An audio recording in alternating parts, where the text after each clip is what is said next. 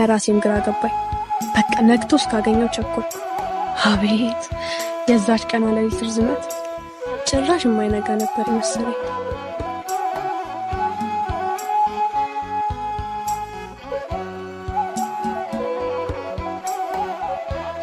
ግን መንጋቱ አይቀርምና ነጋ።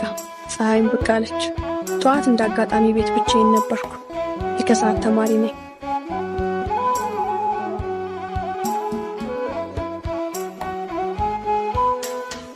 ስልኩን አይኑን ሳይዋልኩ መላኩ አልደወለም።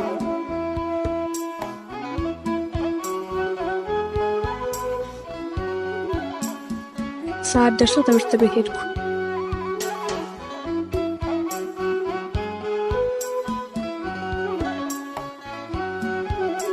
መማር አይበለውና ተምሬ ወጣሁ። ዝምታ በዛው።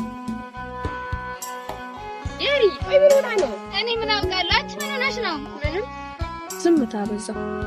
ጓደኞቼ ምን ሆነሻል እያሉ ቢጨቀጭቁኝ ምንም ከማለት በቀር መልስ አልሰጧቸው። አይኔ ግን መላኩን ፍለጋ ከማማተር አልወዘነም።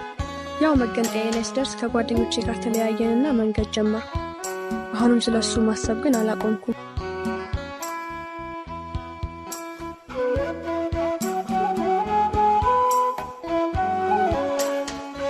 ትንሽ እንደተጓዝኩ ሰላም የሚል ለጆሮ የሚጣፍጥ ለዛ ያለው የጥሪ ድምፅ ሰምቼ ዘወራል።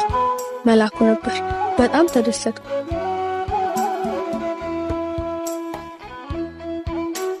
ጉዟችንን ቀጠል።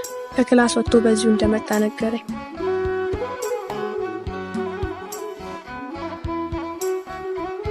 በቃ ከመሌ ጋር ሁሌ መገናኘትን ገፋንበት።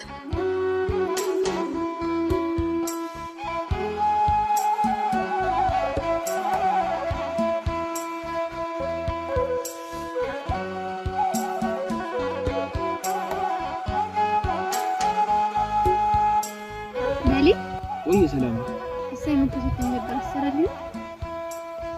አሳይመንቱን እንኳን አልሰራልሽም። ባይሆን አምጪውና ላስረዳሽ።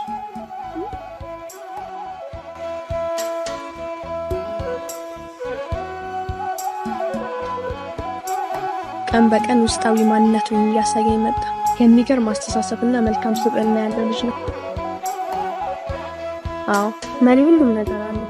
ከመልክ መልክ፣ ከጭንቅላት ጭንቅላት፣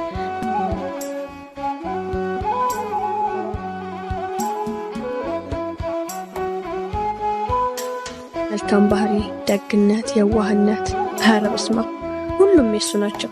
በጣም እየወደድኩት መጣ። በአጭር ጋር ለመግለጽ በቃ አፈቀርኩት። የሱን ስሜት ለማጥናት ሞክሩ። ግን ይሄ ነው ልለው የምችለው ነገር አጣሁና የኔን ስሜት ብቻ በልቤ አምቄ ይዤ ቀጠልኩ።